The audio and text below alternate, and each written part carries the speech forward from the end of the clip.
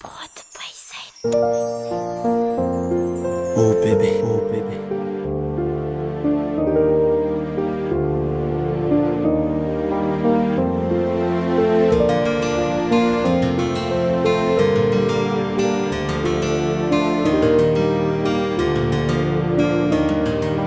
Toto aizindray no ahitako olotsotra tohanao indrery malala raha nisy ny tsy ampy apiko se marary anao io kalazao fefa anao mandraky saya angerany akotry saya ny ampitsaly anao loha efa faya tsy ataoko tsonontsony re mifazamana fa efa enao any akizoko ze momba anao retraretra kafiso pialonatsika mpanginiko de atsika senao ampisto fanetianao alotsy olaviko nasambatra-nao no tetaviko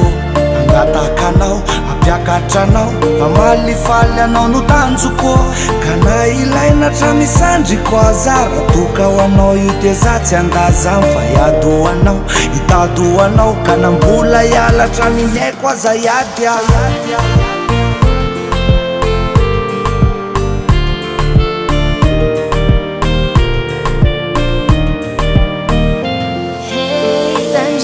Savadiko zakwanemba manzini fonyaptantrano famamuntany mba ombiananya ya ekufochanao yokunza zengi matonga zambola etunga lefaragnatsika rechakwateza kemiangaboza nunwanyile mifama kema azumatukianao baby zakwanemba mankata Zerahisi yake unatiki ndala ya atika makafi Iskwa iti ya noti ulaviku Nesamba chanonu itadapiku Nyanja pakaji nao, angata inao Amali falya no kwa tanzuku Ari nimbatenga sachi kwanga Isikwa ile no za tangaza Nanga zesi chako yaramata mno yu za utiala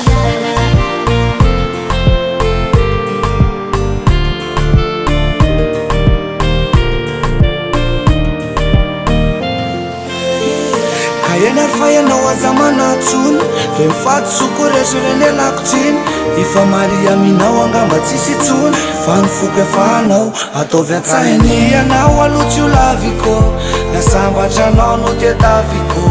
angatakanao ampiakatranao amalifaly anao no tanjoko ka na ilaina tramisandriko azara toka ho anao io de za tsy andazany fa iadohanao itadohanao ka nambola ialatra mineko aza iady iti anao tsy olaviko nasambatra-nao no tadiaviko nyambyapakarinao angatainao amalifaly anao kwa tanjoko